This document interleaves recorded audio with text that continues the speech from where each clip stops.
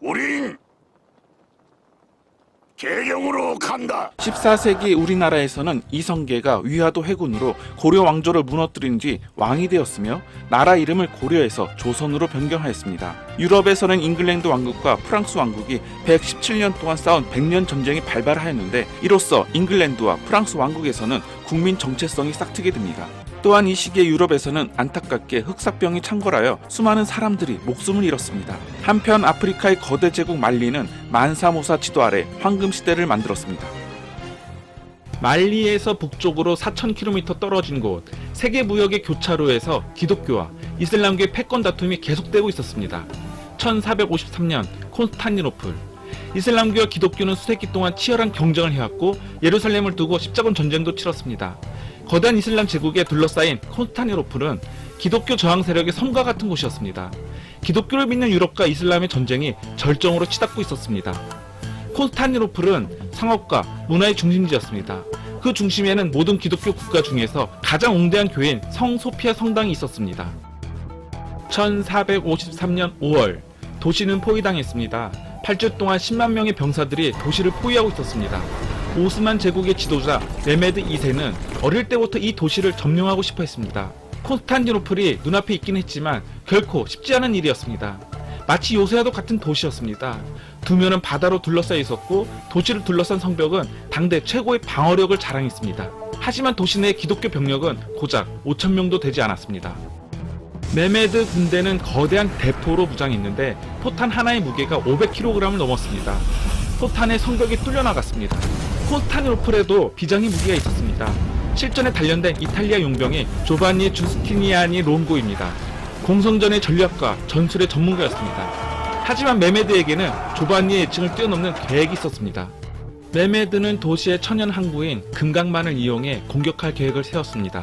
하지만 이 항구를 방어하기 위해 바다에 길고 두꺼운 쇠사슬이 설치되어 있었습니다. 이 방어선을 통과한 적군은 없었지만 메메드에게는 기발한 전략이 있었습니다. 그 쇠사슬을 돌파하는 대신 먼저 병사들이 배를 물 밖으로 끌어내고 기름을 칠한 통나무들 위로 썰매를 밀듯 배를 운반하는 것이었습니다. 이렇게 쇠사슬을 우회해서 배를 항구로 보낼 수 있었습니다. 항구가 뚫리자 기독교 병력의 사기는 떨어졌습니다. 그리고 불길한 징조들이 잇따랐습니다. 먼저 개기월식이 나타났습니다. 그 다음에는 우박을 동반한 폭풍이 몰아쳤고 짙은 안개가 깔렸습니다. 마지막으로 하늘에 붉은 빛이 나타나 성 소피아 성당을 핏빛으로 물들였습니다. 기독교인들은 이것을 하나님이 그들을 버린 계시로 생각했습니다.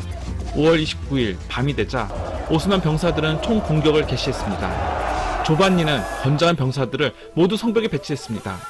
이들은 굳건하게 5시간을 버텼습니다. 하지만 재앙이 들이닥쳤습니다. 조반니가 치명상을 입었고 공포가 번졌습니다. 오스만 제국의 병사들이 도시 안으로 파도처럼 밀려들었습니다. 콘스탄티노플이 함락되었습니다. 몇 시간 만에 거대한 성소피아 성당에는 이슬람교의 기도가 울려 퍼졌습니다. 그 이후로 이 성당은 모스크가 되었습니다. 승리를 거둔 메메드는 도시를 둘러보았습니다. 기록에 따르면 승리에 대한 기쁨은 오래가지 못했다고 합니다. 수많은 사람이 목숨을 잃었고 건물들이 폐허가 된 것을 봤을 때 술탄은 통탄을 했다고 합니다. 이슬람교는 천년 역사의 기독교 사회를 휩쓸어 버렸습니다. 콘스탄티노플의 이름은 이제 이스탄불로 바뀌어 버렸습니다. 하지만 오스만 제국의 승리는 뜻밖의 결과를 낳았습니다. 도시를 점령한 후 메메드 2세는 유럽과의 무역을 확장해 나갔습니다.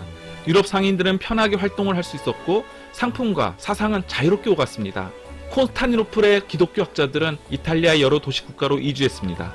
도시의 장벽 안에서 유럽은 세계 각지에서 흘러들어온 상업과 문화, 지식을 통해 다시 태어나게 됩니다. 1495년 이탈리아, 유럽은 르네상스 시대를 맞이합니다.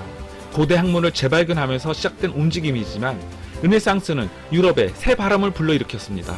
새로운 건축 양식, 새로운 화풍, 새로운 돈과 새로운 자신감, 그리고 이 모든 것을 부유하고 세련된 도시국가 밀라노에서 볼 수 있었습니다. 당대 예술가들은 부유한 후원자들로부터 작품을 의뢰받기 위해 이곳을 찾았습니다. 그 중에 레오나르도 다빈치도 있었습니다.